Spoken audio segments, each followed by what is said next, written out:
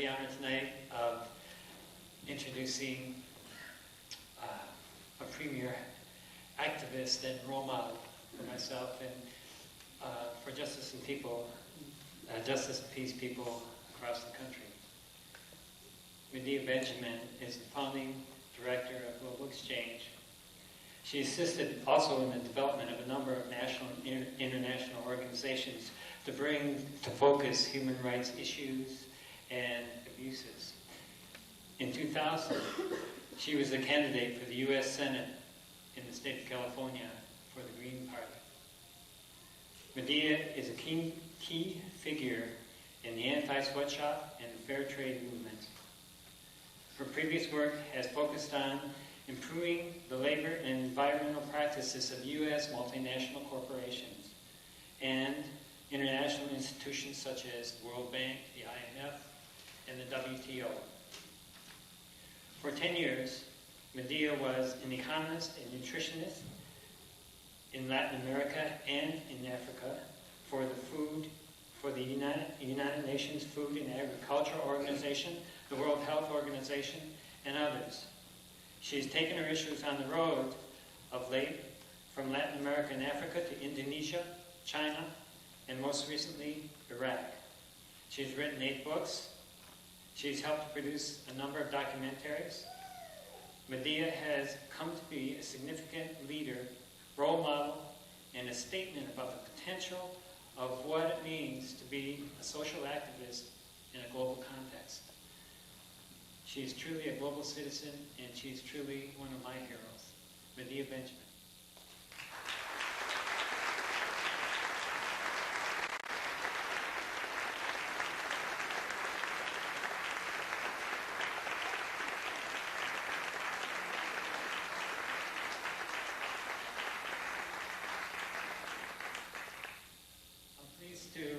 I'm pleased to give Medea Benjamin our Global Justice and Peace Award in recognition of the dedication to promoting human rights and the tireless commitment to work for global peace, justice, and democracy.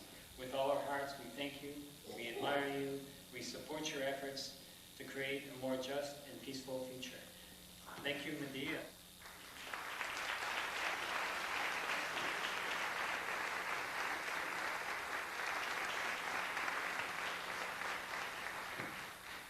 How he almost kept the Potter thing for himself. Thank you very much, and I'm really honored to get this award and just delighted to be in the community that has worked so hard for peace and justice at a time when we need a lot of peace and justice in this country and this world. And I wanted to start out tonight taking a look back on the 2 years since the U.S. invasion of Afghanistan, because that was the first U.S. response to September 11. And we don't do much reflecting in this country about what our policies end up doing. In the case of Afghanistan, I would think that if you asked people around this country about that intervention, they'd probably say, well, that was a successful one. Let's look at how to define success. First of all, we were supposed to find Osama bin Laden, right? Anybody know where Osama bin Laden is? Second of all, we're supposed to break up the Al-Qaeda network. Well, we broke up the Al-Qaeda network, but we scattered the network all over the world. So even people in the intelligence community say that it's become harder to find people in the Al-Qaeda network now. The other thing you might remember is that all of a sudden, George Bush and Laura Bush discovered that the women of Afghanistan were oppressed. And so part of the justification for going in there is, in addition to getting Osama bin Laden and breaking up the Al-Qaeda network, we were going to liberate the women of Afghanistan. Well, let's look at the women of Afghanistan. Have they been liberated? First of all, the women of Afghanistan are afraid to go out of their homes because the security situation is so terrible. After the United States invaded that country, for the entire first year said, we don't want to have an international peacekeeping force in this country because they didn't want to get U.S. troops bogged down in Afghanistan because they wanted to have them ready to invade the next country. And so there wasn't a peacekeeping force in Afghanistan, and so the security situation has been, since the intervention and for the last 2 years, absolutely appalling. In fact, Amnesty International did a review recently of the situation in women and say that women are afraid to go out of their homes. Whereas earlier, women were afraid to go out of the markets showing their ankles because they would be flogged. Now they're afraid to go out of their homes because they might be raped or they might be abducted. The other thing that the Bush administration said is that we're going to lift up the people of Afghanistan, make it a prosperous country so that it won't be a hotbed for terrorism. He even used the word Marshall Plan, a Marshall Plan for Afghanistan. I see some people shaking their heads and rolling their eyes, and that's the right response. Because it is really so sad to look at Afghanistan today. It continues to be one of the poorest countries in the world.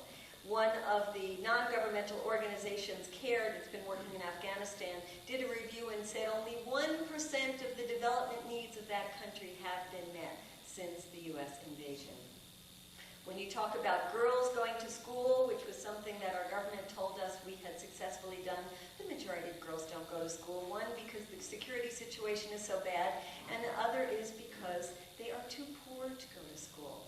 In fact, there's only 15% of children that have access to education, and probably the worst statistic of all is to say that in Afghanistan, 25% of the children die before they reach their 5th birthday. That is not liberation. That is not freedom. And that is not success either. And so when we talk about successful interventions, let's think about how we betrayed the people of Afghanistan. And when the U.S. people were told that was a successful intervention, they were more amenable to the next intervention. And of course, in the case of Iraq, we know we were lied to about the reasons for that intervention. It wasn't about weapons of mass destruction. It wasn't about fighting terrorism. And now we're being told by the Bush administration that it was about bringing democracy to the people of Iraq. And it's true that Saddam Hussein was a brutal dictator. It's true that it's good that Saddam Hussein is not the head of that country. But we don't have anything nearly approaching democracy in Iraq. Did anybody listen to the president's speech on Thursday about how we're going to bring democracy to the Middle East? You're all laughing and rolling your eyes for that one, too. I mean, it is a little hypocritical, a guy who was never elected himself, talking about how he's going to bring democracy to the rest of the world. It's a little hypocritical when we have a broken electoral system here dominated by 2 parties that are in the pockets of corporations, when we have an electoral system that does everything it can to keep third parties out, when we have an electoral system that doesn't allow for things like proportional representation or instant runoff voting, that would give more voices in our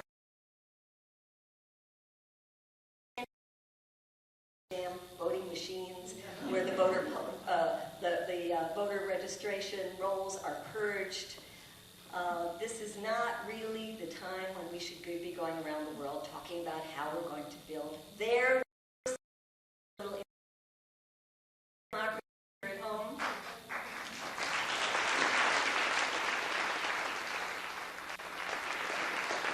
But also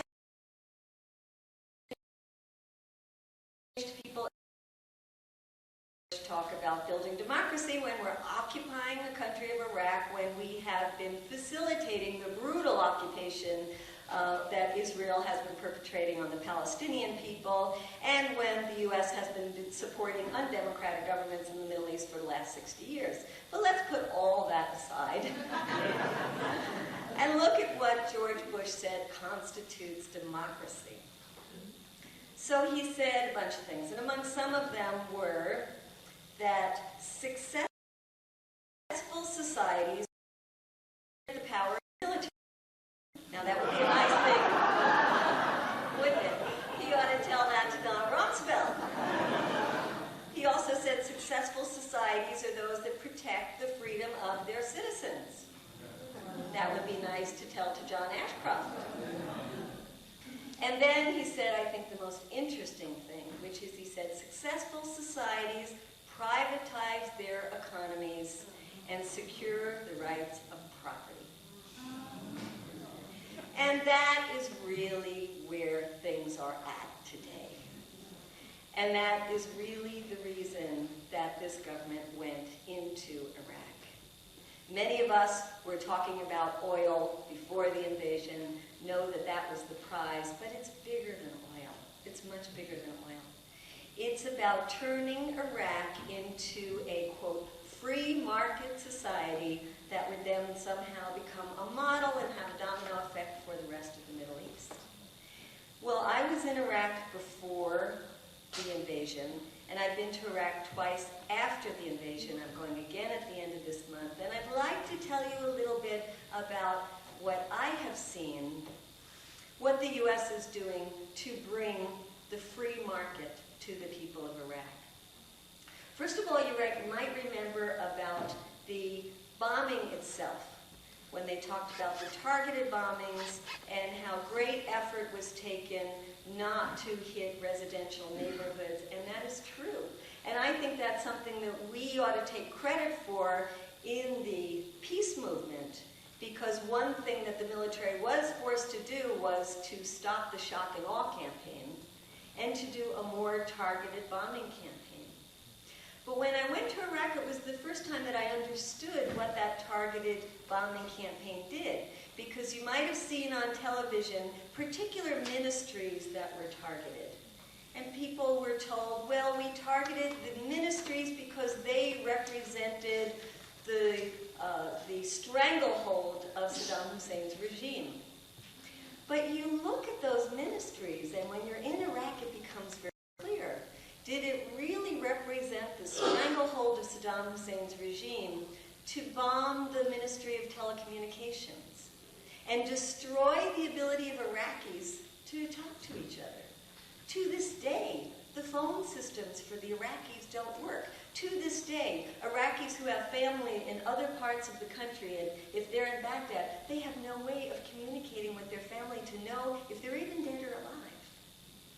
When you bomb the Ministry of Public Health, was that really bombing Saddam Hussein's regime, or was it destroying what was left of a public health system? Destroying all of the records for the hospitals. When you destroy the Ministry of Education, did that really destroy Saddam Hussein's regime, or did that destroy all the records for what was a free education system that went all the way into postgraduate work? I could go on and on telling you that all the ministries that were destroyed. You could probably tell me the one ministry that wasn't destroyed. Oil, that's right, the Ministry of Oil. And imagine the message that that sent to the Iraqi people to see the Ministry of Transportation and Communication and every other ministry destroyed except the Ministry of Oil. Well, basically what the U.S. did was destroy the basic infrastructure of the country. And not only destroy it with bombs, but then allow the looting to take place. The looting of those very buildings that were bombed, and then the looting became widespread. And you have to question, why didn't the troops stop the looting? The looting wasn't only of government ministries. The looting became looting of major factories and production facilities. And they were looting equipment, like construction rigs and big factory equipment that was worth $20,000, $30,000, $40,000, and taking it out right under the eyes of the U.S. soldiers and spiriting it across the borders right under the eyes of the U.S. soldiers and selling them on the black market. And the U.S. soldiers allowed all of that to happen. It was destroying, once again, the productive capacity of that country.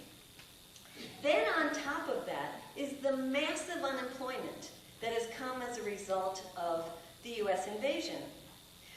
Just look at the Army itself. The Army was 500,000 people. Well, you might say, well, of course you get rid of the Army. That was Saddam Hussein's army. But you know what? That was an army that didn't fight the U.S. That was an army that believed the U.S. propaganda that said, if you don't fight, if you put down your arms, together we will get rid of this brutal dictatorship, and together we will liberate the people of Iraq, and you will be seen as heroes. And the people in the army, and I met a lot of the soldiers, they said, you know what? We believed it. And on top of that, we hated Saddam Hussein because he took us into all these wars. They said he's very much like Bush. He loved wars. He took us into war with Iran, where hundreds of thousands of our comrades got killed. He took us into war with Kuwait, where so many more of our comrades got killed. We didn't like Saddam Hussein. And they said we also knew that we couldn't be victorious over the high tech of the United States. But on top of that, we believed the U.S. propaganda, so we put down our arms. And instead of being welcomed as allies by the U.S., they were dismissed. So imagine 500,000 people, each one having an average family of about 5 or 6. So you're talking about over 2 million people who suddenly had no income, and you're talking about 500,000 people who were armed and who were pissed. It's not a very smart policy. It's probably the dumbest thing that the U.S. did after the actual dumb thing of invading that country. So dismiss the army. Dismiss the police force. 60,000 police. They didn't just come in and say, we're going to get rid of the bad apples at the top of the police force. No, dismiss the entire police force. So there was no law and order. There was absolute chaos in the streets. People were afraid to go outside. There were rapes, there were abductions, there were carjackings in broad daylight. No law and order at all. And another 60,000 people with no income. Pissed. On top of that, there was this de-Baathification program. They said, okay, people that were a certain level in Saddam Hussein's Ba'ath Party, they all got to go. Well, you got to recognize, in a dictatorship like under Saddam Hussein, people had to join the Ba'ath Party to get their jobs. So you had thousands of people who were dismissed, fired from their jobs, who were high school teachers, who were college teachers, who were the most highly qualified engineers and electricians who worked in the Ministry of Electricity, the Ministry of Water, that could have gotten the infrastructure back up and running, out on the streets, fired. In fact, I have a friend who has a son in high school. And when school started up, the son went to high school and found that his favorite English teacher and his favorite physics teachers had been dismissed because they were members of the Ba'ath Party. The son was very upset about it, and the father was very upset about it. So he went home and he said, I defied the United States decree that said we weren't allowed to put up pictures of Saddam Hussein, and I decided I would print up a picture of Saddam Hussein and display it prominently at my home. But he said it wasn't any picture of Saddam Hussein. It was a picture of Saddam Hussein shaking hands with Donald Rumsfeld. And he said I had a very important point that I was making, that we're going to start firing people because of their collaboration with Saddam Hussein.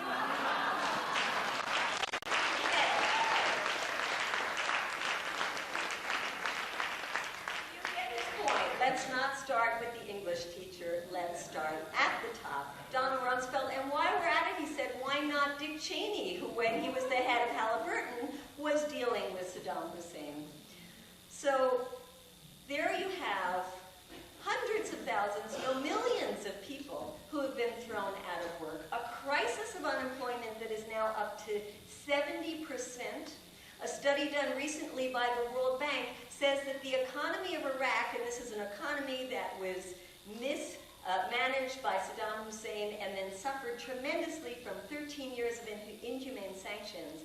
But on top of that, this most recent suffering, the economy since 2001 has shrunk by 1/2, according to the World Bank. The U.S. has destroyed the economy of Iraq. Thrown people out of work, destroyed local businesses. Oh, one of the first decrees of the U.S. was to lift all tariffs on goods coming into the country. So you have local businesses that were looted, local businesses that didn't have electricity for 5 months, that had no security, and now they were supposed to compete with goods coming in from China and Saudi Arabia and the U.S. and all over the place. And now, in the course of just 6 months, you go into Iraqi stores, the ones that managed to stay open, and you can't find Iraqi goods anymore. I went in with a woman who is a historian of culture in Iraq to try to buy some Iraqi goods. She wanted to buy a headscarf made in Iraq like she has bought for generations. No headscarves in Iraq now. They're made in China. She wanted to buy simple things for her home, like tomato paste or soda or canned goods. They weren't made in Iraq anymore. They're now all coming in from all over the world. Destruction of the local economy. But there's one very, very important thing that the U.S. authorities in Iraq did, and that was to decree a change in the investment code.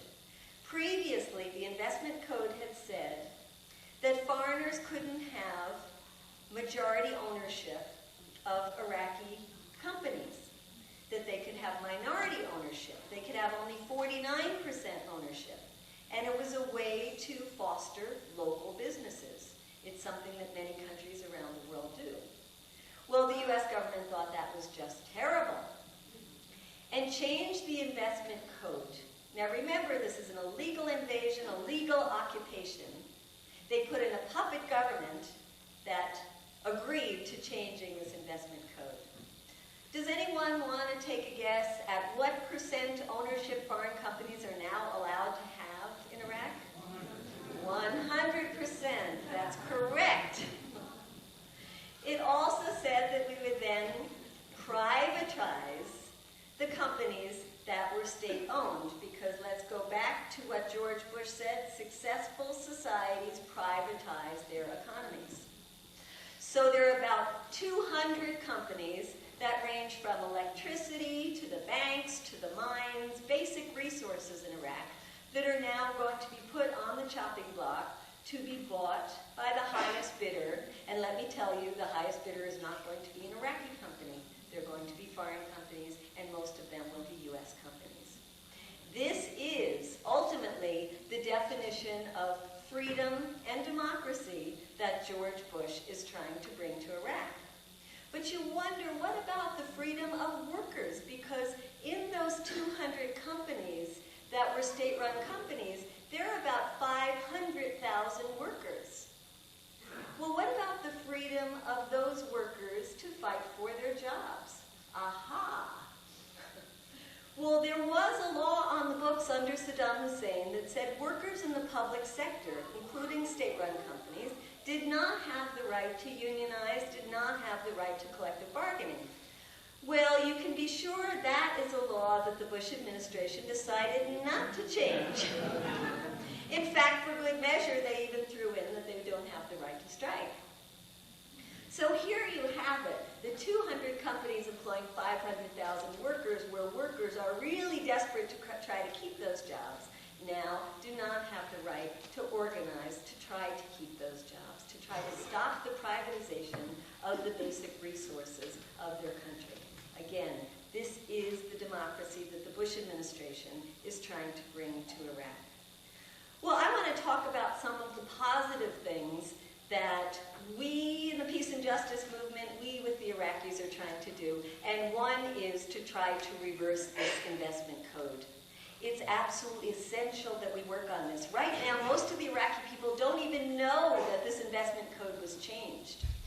So a number of us in the United States and in other countries that had formed groups opposing the war came together and said, let's set up a center, an occupation watch center in Iraq that will monitor what the occupation forces are doing and try to make sure that they don't put things in place that the Iraqis themselves won't be able to control when they do have, hopefully, an elected government. And so this Occupation Watch Center that we started in July has become a very important place where people are gathering and talking and organizing. And one of the things they're organizing around is to get the word around to the Iraqi people that this investment code now exists, and to start getting people to speak out against it. In fact, this very week we're organizing an economics conference where Iraqis can come together, from small business people to workers to people in the economics department at the university, to talk about what the future would be if the Bush administration were allowed to privatize all of these resources, and how they're going to stop that from happening. So very exciting work that is going on through this Occupation Watch Center. The other thing that the Occupation Watch Center is doing is investigating the companies that have gotten the contracts from the Bush administration. Anybody heard of Halliburton and Bechtel? Anybody want to boo for Halliburton and Bechtel? It is absolutely amazing that these companies have gotten billion-dollar contracts. That's our tax money, and some of them no-bid contracts, and all of them limited bid contracts. Our money to do jobs that Iraqis can perfectly well perform for themselves. And you look at what Bechtel has been, quote, hired to do, that is to rebuild the schools, the hospitals, the ports, the airports. These are things that Iraqis know how to do. You know, there are more PhDs in Iraq per capita than there are in the United States. Iraq is a highly educated population with all kinds of engineers and highly skilled construction workers and architects. And these people are standing on street corners unemployed right now, desperately trying to get jobs, desperate to rebuild their own country. And here they're seeing these U.S. corporations come in and import engineers that they are paying $1,000 a day. That's with the hazard pay. $1,000 a day when Iraqi engineers would be so happy to be making $500 a month. The U.S. companies are even importing their security guards, and they're paying their security guards $1,200 a day, when Iraqis who know their own country would be delighted to get $250 a month. The U.S. has brought in 800 people as part of what's called the Coalition Provisional Authority to run Iraq. The Iraqis call it the CPA, they call it the Condescending, Patronizing Americans. Out of these 800 Americans, only 17 of them speak Arabic. These are people who don't know the culture, the history, the language, don't even bother to learn it, and they've been put in charge of Iraq. And in fact, I met a number of these people because they hide out in what was the Republican palace of Saddam Hussein and now is the Republican palace of George Bush. And they live in that palace and they put out their directives from that palace. And many of them are from Texas, like George Bush, and just like George Bush, many of them are failed Texas businessmen.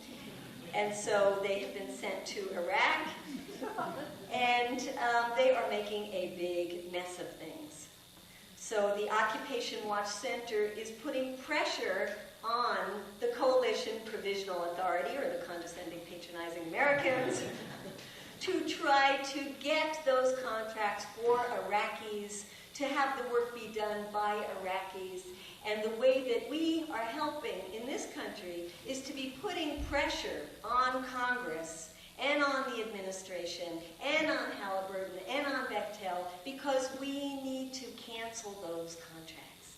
And that is not impossible, because there is now more scrutiny on those contracts. When the $87 billion was being discussed in Congress, and congressmen like Henry Waxman started bringing people in to testify about where that money was going, and gave out stories like the one you might have heard about the cement factory in northern Iraq, when somebody from the Army put out a bid to a U.S. company and said, what would it take to get the cement factory up and running? And the U.S. company said, I think it would take about $15 million. And then he said, well, let me just for fun ask an Iraqi contractor. And the Iraqi contractor came back with the bid for $80,000, and indeed got the cement factory up and running for $80,000.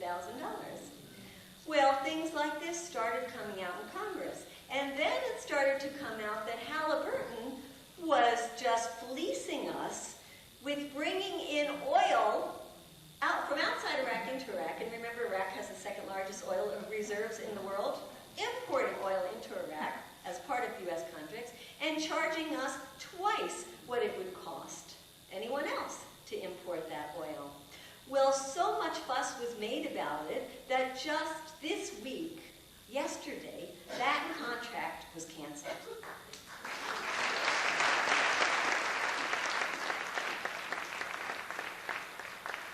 So working working with the Iraqis doing the investigation on the ground there and getting these issues out here, I think we can get some more of those contracts canceled. In fact, one of the things we're planning here is to do war profiteering hearings in front of the offices of Bechtel in San Francisco and in Texas in front of the offices of Halliburton. Say no to war profiteering.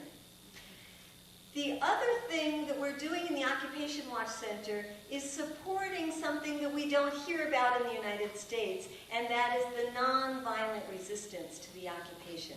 We hear every day about the soldiers being killed, about people who are doing armed resistance, but we don't hear about the nonviolent resistance. And so what we in the Occupation Watch Center are doing are supporting human rights groups that wanted to start out post-Saddam Hussein investigating the atrocities of the dictatorship, but instead now find that they have to put their energies into trying to stop the abuses of the occupying forces, going every day to the very prisons that were run by Saddam Hussein and now are run by the U.S. government to find the thousands of Iraqis who are being illegally detained with no charges, with no lawyers, without their families having access to them, and demanding that their basic rights be respected. Working with the families who have had their loved one killed by the U.S. occupying forces because of the indiscriminate use of force that is being used at the checkpoints or when the military is going around on their patrols with their machine guns pointed right at the population. So these human rights groups are working with the Iraqi civilian population to stop the abuses and to resist the occupation. We're also working with workers' groups who, despite the fact that they're not allowed to organize, and a lot of these enterprises are organizing in. And we are accompanying them. We just sent an international labor delegation to Iraq to give them support, both financial support as well as moral and publicity kind of support. There's also a new union called the Union of the Unemployed that is going out right in front of that presidential palace and holding sit-ins and demonstrations and every day and saying, we demand that the jobs be given to us, the Iraqis. That is a way of non-violently resisting the occupation. There's cultural workers who are writing poetry and plays and art, and these are nationalists. These are not Baptists. These are people that just want their country for themselves. And the other area that we are working is supporting women. It's been very sad to see how the position of women has gone backwards so quickly since the occupation. Because unlike in Afghanistan and other places in the Middle East, women were very actively involved in all aspects of society. In Iraq, you had women doctors and women lawyers and women engineers and women merchants and women selling and buying in the marketplace. And now, because of the lack of security and a new wave of rape and abductions, women are afraid to go outside. But women are starting to organize, starting to demonstrate, starting to demand that there be some law and order, starting to demand that women have more of a say in the transition, because the U.S. appointed governing council of 25 people only had 3 women on it, and one of them has been assassinated, because the U.S. commission that was formed to start drafting a constitution had 0 women on it. So women are starting to organize to say, no, this won't do. And in fact, when I was in Iraq the last time, there was a demonstration that women were organizing in that very square where the statue of Saddam Hussein came tumbling down. And as they were putting up their banners and putting up their signs, a patrol of U.S. troops came by, and they saw this activity going on, and they got out of their tanks and with a very menacing manner went up with their machine guns and said, "Who's in charge here?" And the women said, "We're all in charge." And they said, "Okay, who speaks English here?" And this one very petite woman stepped forward. She had lived in Canada for a number of years. And she said, "I do." And he said, "Don't you know, ma'am, that since the occupation, you have to have a permit to gather in Iraq?" And she just kind of looked at him and she said, "A permit in my own country? You got to be kidding." And then she looked at him and she said, "Where's your permit to be in my country?"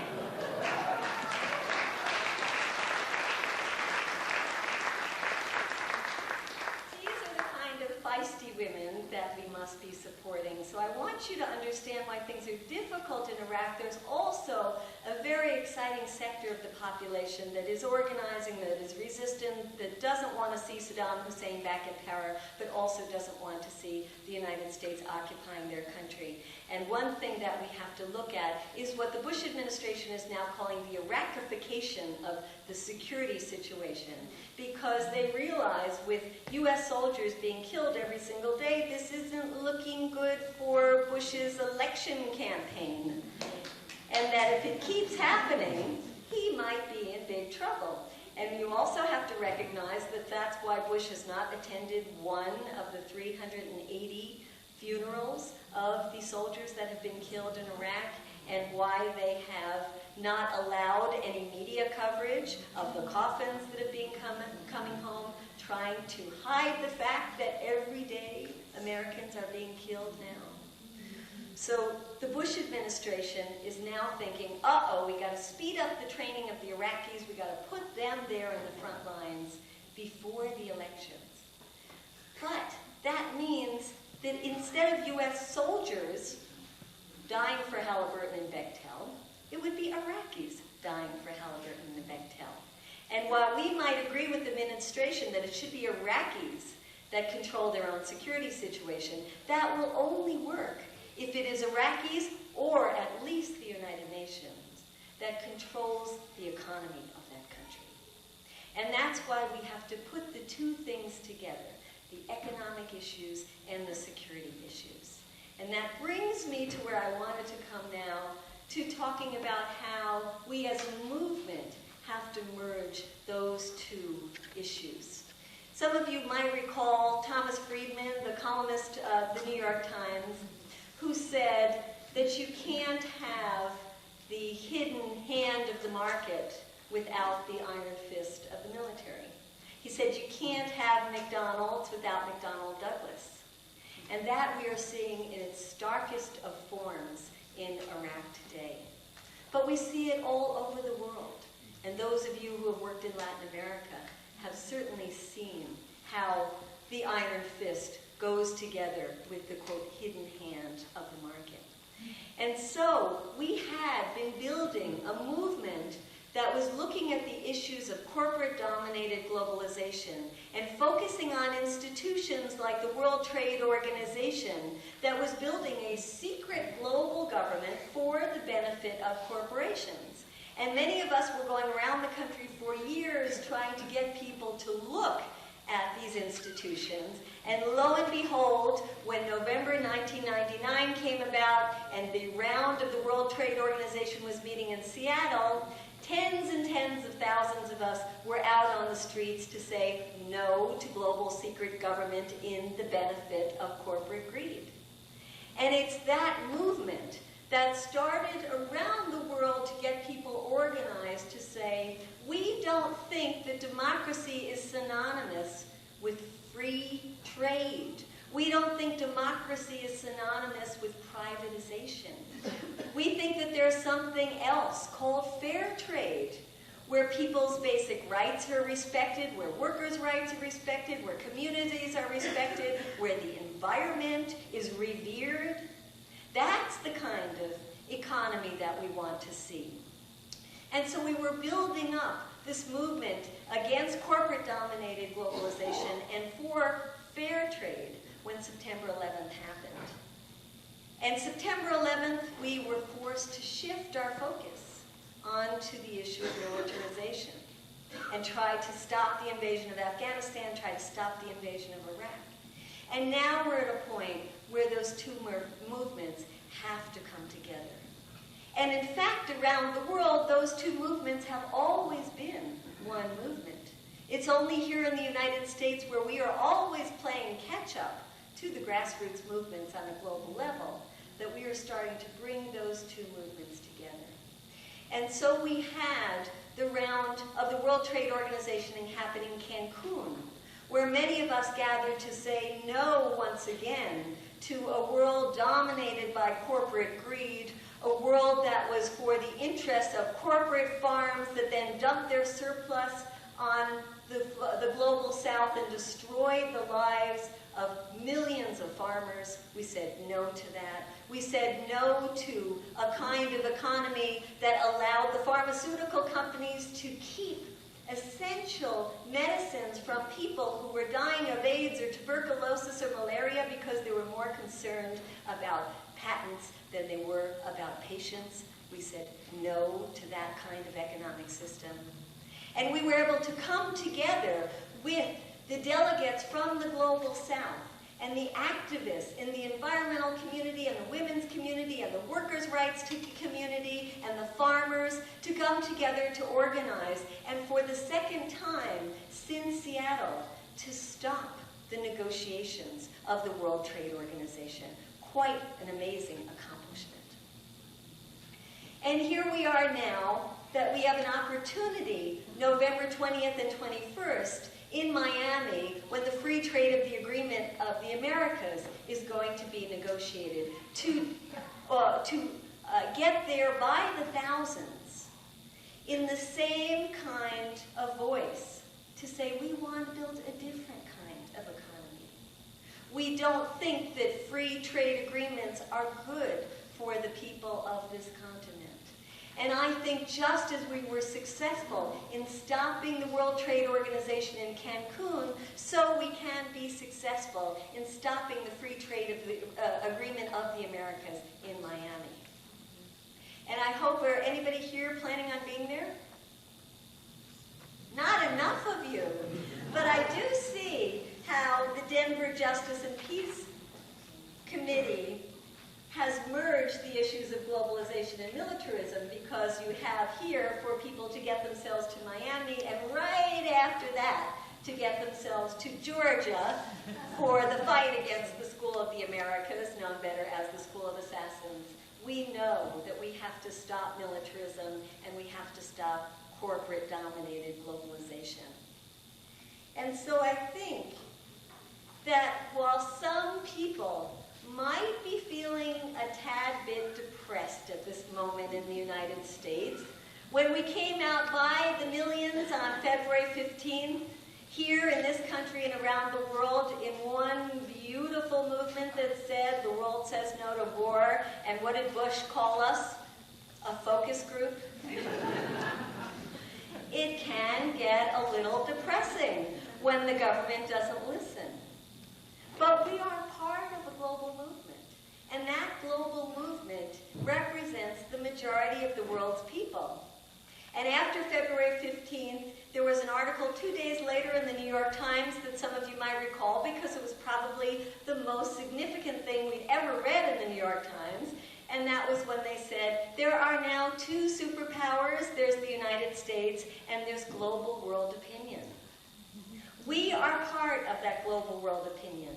And when we're feeling that we are a minority in this country, that we are fringe, why don't people in this country wake up and see the destruction that the Bush administration is bringing to us in this country, our own communities, our own economy, as well as people around the world?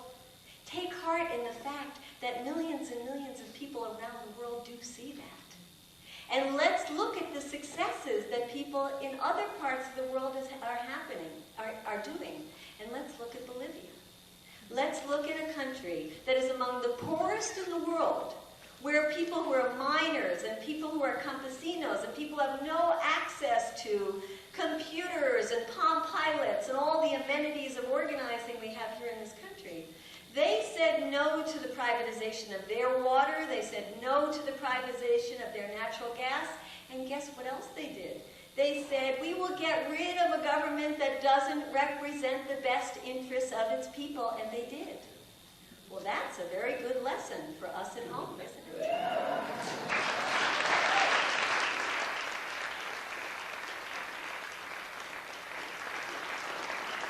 And that brings me to election year, because we have an amazing opportunity this election.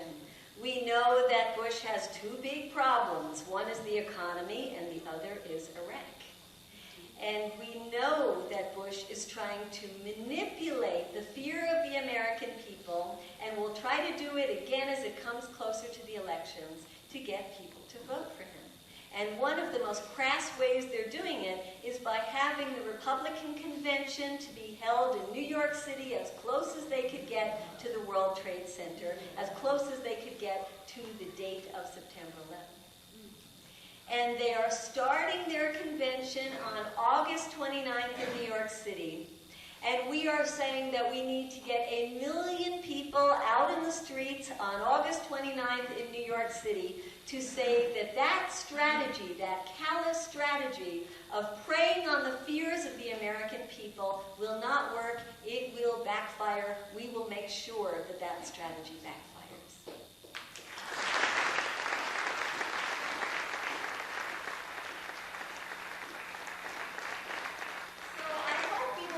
In your agenda books, August 29, and try to get yourselves to New York City to be part of the 1 million-person outpouring against George Bush. But we're also going to make it a week of activities and organizings and social forums and all kinds of wonderful things that will be happening. And our friends in other parts of the world have said, we want to be part of that as well. We want to organize solidarity demonstrations. They said, we also think that because we are all now part of this empire, we all have a stake in this boat, and so maybe we should organize a global vote on the empire. So we were doing electronically a global vote on the empire and having solidarity demonstrations on August 29th for, under the slogan of "The world says no to the Bush agenda."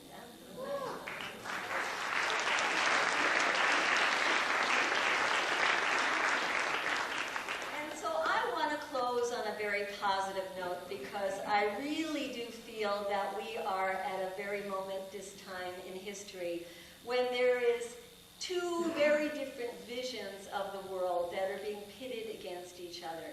One is the vision of the world that's represented by the Bush administration that says democracy and freedom equals free markets, equals privatization, equals the freedom of corporations to go anywhere in the world, destroy local communities, destroy environments, and that is the definition of freedom. That is a worldview that cannot survive. We have pitted against that the global majority that is saying that we must build a world that's economy is not based on corporate greed, but is based on the needs of people and the need to preserve the environment, an economy that says that we are determined that there be no starving children, an economy that says anybody is suffering from a disease for which there is a cure must have access to that cure, and a world community that says we don't believe in preemptive strikes. We believe that there should be no countries in the world that have weapons of mass destruction, including ours here at home.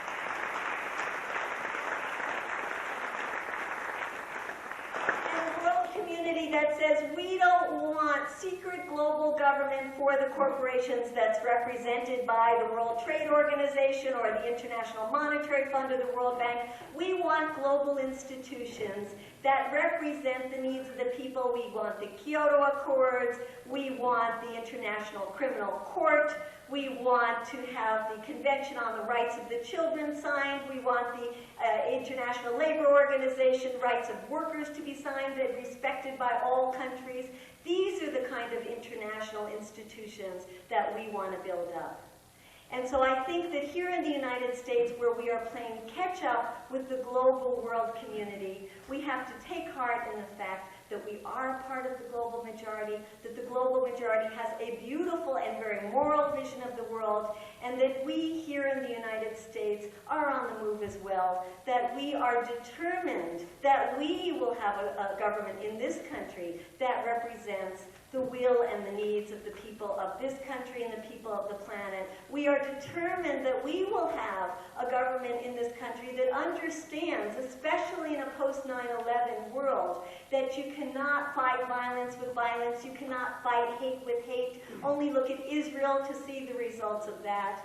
But a world that respects international law and that understands that the only way we're going to make ourselves safe here at home is instead of bombing other countries, we show kindness, we show generosity, and we show love.